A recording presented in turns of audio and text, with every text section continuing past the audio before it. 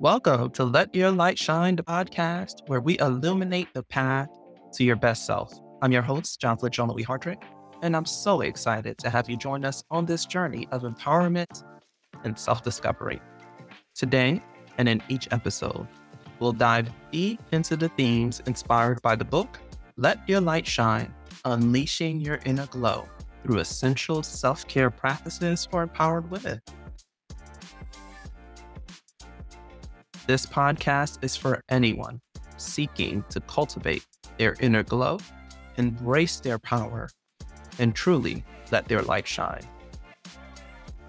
In our conversations, we'll explore different topics that resonate with women and girls from all walks of life. We'll discuss the SHINE method, practical and transformative self-care practices like sleep, proper hydration, tuning into our intuition, and nourishing our bodies while remaining fully engaged. But that's not all. We'll also delve into cultivating joy through hobbies, practicing grace, forgiveness, and engaging in activities that make our souls light up. Each episode features incredible women who share their stories, wisdoms, and insights. They're entrepreneurs, creatives, professionals, mothers, daughters, all shining examples of how embracing these practices can lead to a fulfilled and empowered life. So whether you're looking to ignite a new spark in your life or fan the flames of an existing one, Let Your Light Shine is here to guide and inspire you. Remember, for more resources and information, you can always visit lightshinebook.com. Let's get started and explore together how we can all let our light shine brighter. Join me, John Lee Hardrick, in this empowering journey. Here's to letting our lights shine together. And now, let's dive in to today's episode.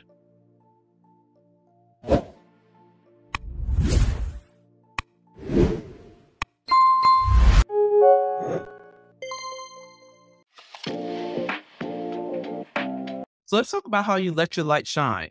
You have been doing all these transitions. When you were in the military, like you said, 7 a.m. to 5 p.m., they have you on the schedule and you have to work out and you have to do this and you leave and now you're in charge of all of that. SHINE stands for sleep, hydration, intuition, nourishment, and engagement. How's your sleep? What do you do to maximize your sleep? I'm a person that I go by calendar. If I don't have a sleep time in my calendar, I even forget about it. But I used to have at least 6 to 5 hours sleep is what is the most I can. I'm not that type of person that go to the bed every night at the same time. Because being in law school, it's a lot of work. Now I'm a wife. That's a lot of work. And my husband also run a business. So that's a lot of work. So even if I really want to go to bed at a specific time, things happen on the day. Every day is different from us. But at least I try to have my 5 to 6 hours of sleep. I need it. If I don't have it, I need a nap during the Yes. day. Yeah. And then for everyone, it's different. Like I need 8 hours. This whole 5 to 6 is not enough for me. I need 8, but as long as you recognize you make it a priority, you'll find the time. And it's okay. We don't want no one's be asked to be perfect. We're all just sharing what works for us. So let's talk about hydration. How do you stay hydrated throughout the day? Always with a water bottle with me. Even that, I have a rule that if I don't get hydrated, I know because my skin get dry, even my hair. So I need to have at least my 5 or 6 water bottles to be able to feel better, even with myself. So that rule, it's always there. I Oh, noticed. wow. Yeah. Did you start that in the military or before, or is that more recent? No, I started during the military because in the military you have those PT tests that you need to do. at some point, because I was so young when I joined, I passed out during those PT and was due to hydration. And Miami is really hot. So you need to always have your water bottle with you. Oh, wow. Do you like anything in your water? I like to put lemon or Yes. lime juice, a little salt. What do you put in your water? Yes, I put those hydration pad, the IV hydration.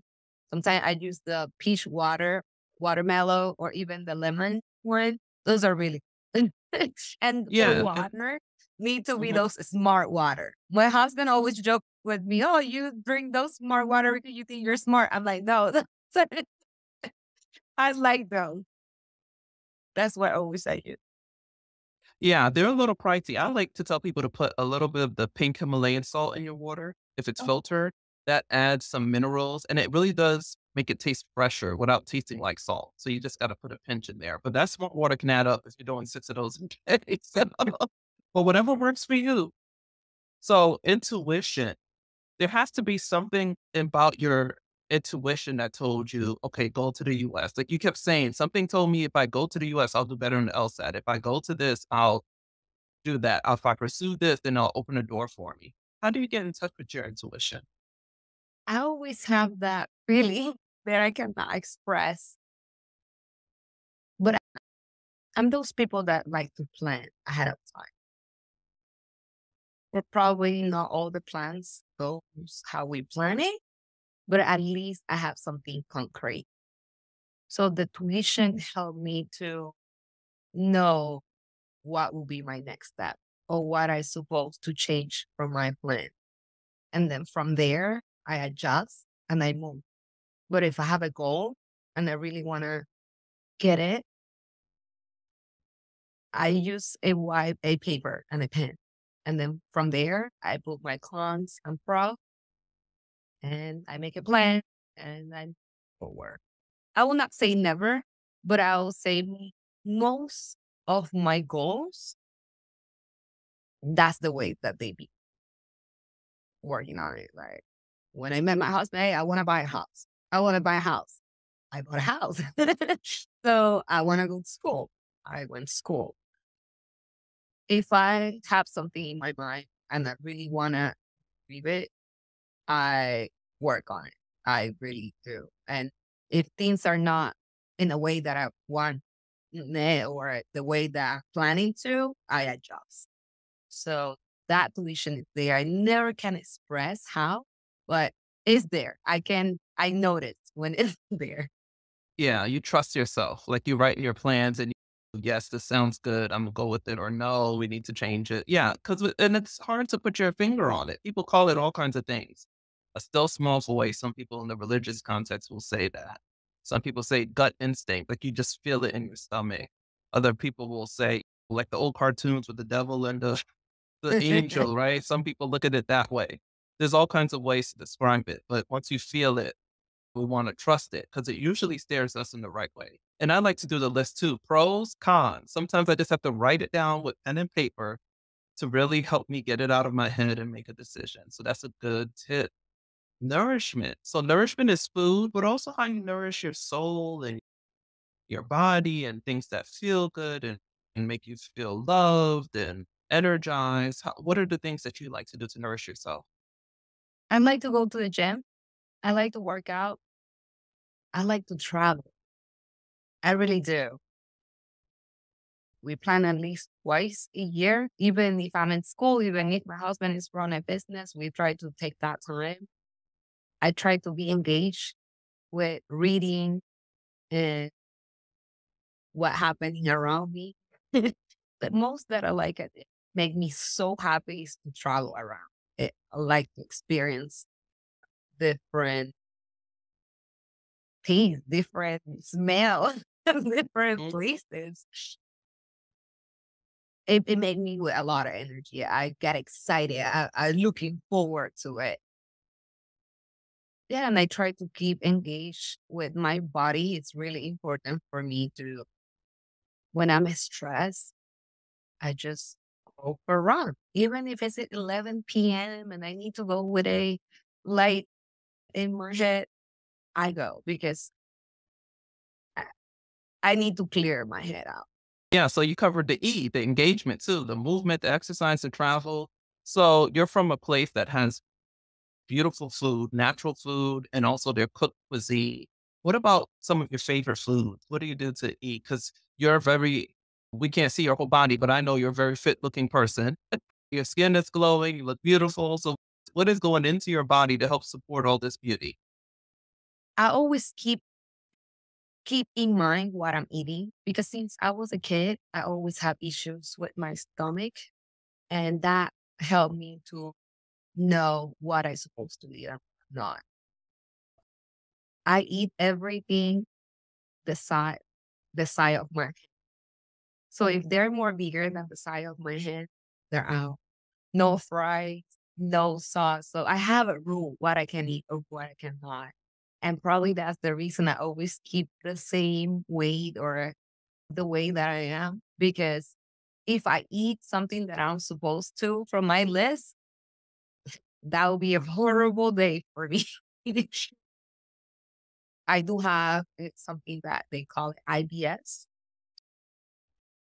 There are certain food that I'm having a prohibit to eat because if not, it will be a nightmare. And that's the reason I do my 3 or 6 meal in a day, but I keep a list what I can eat and what I cannot. Right now, I'm looking forward this year to having a weekly list and then make a whole 6 meals every day, but I already plan it ahead. So groceries getting expensive now. So if I plan it ahead, what I'm going to eat, it will be helpful for me when I go to the groceries and know what type of budget I'm going to expend, all that. So that's now the year. That's the new goal. Yeah, meal planning helps out a lot, especially once you start studying for the bar exam to become a lawyer. And it's interesting because I talk about IBS in my book because I have IBS. So I share in the book, people think I'm a picky eater. I'm like, not by choice. My body will like literally, like, I end up in pain on the ground if I eat the wrong things. And so I'm not just being picky or strict. My body will immediately react. And then I have the short list. My husband, what are you eating now? I'm like, this Here. one, this, yeah, Yeah. because it's like you can eat a little bit of certain things, but if you eat all of them, that's when you have a problem. You have to give your stomach a break and your digestive system. So yeah, that's so interesting you bring that up because that's in my book in the nourishment part. Don't see it as a punishment. See it as your body just letting you know this works for me, this doesn't. Just listen to it. Don't fight it. That will not end well. Yeah. So any last words you want to share to our listeners about letting your light shine? And we've done so many things. You're so smart. You have all these language skills. You've gone through all these transitions and through all of this allowed to let your light shine because I reached out to you and you read the, part of the book and you're like, I really want to be on the podcast. And what's the last little tidbit, little message? And you can say it in English or Spanish, whatever's comfortable for you that you want to leave for our listeners. I'm excited. I cannot wait to read it. I read this chapter 1 and I cry because I identify myself in the book. I identify how my family struggled to give me and my sister the best education. I I see myself.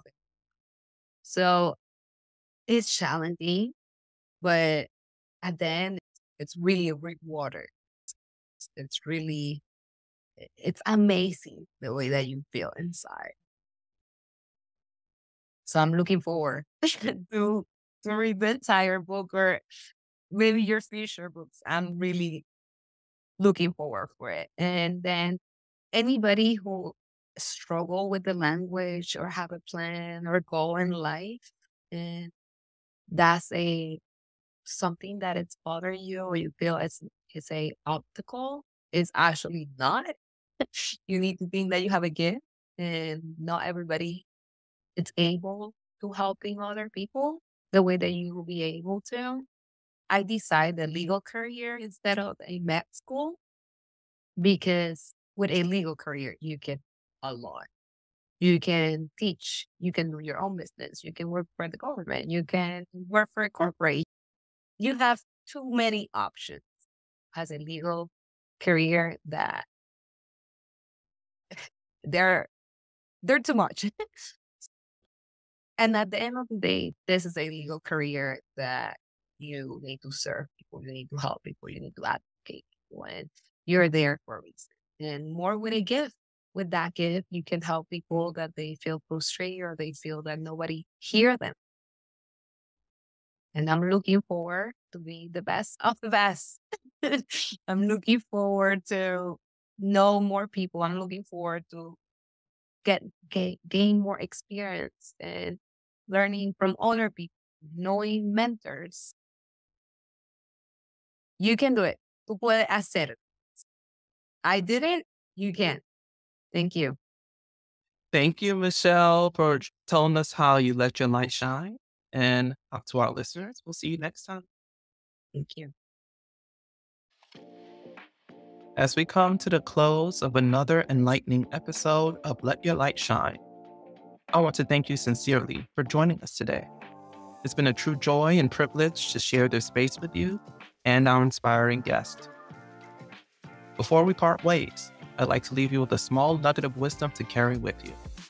Remember, the light you hold within is a beacon of hope, strength, and beauty. It's uniquely yours, and when you let it shine, you not only illuminate your own path, but also light the path of others. If you've been inspired by our conversation today, I would encourage you to explore more at lightshinebook.com, where you can find additional resources and support on your journey to unleashing your inner glow. And if you enjoyed today's episode, please share it with someone who might also benefit from its message. Remember to subscribe to our podcast on your favorite platform so you never miss an episode of Let Your Light Shine. As we say goodbye for now, remember that every day is an opportunity to embrace your power, cultivate joy, and most importantly, let your light shine. Until next time, I'm Jocelyn Jean-Louis Hardrick, wishing you peace, love, and light. Thank you for listening, and keep shining bright.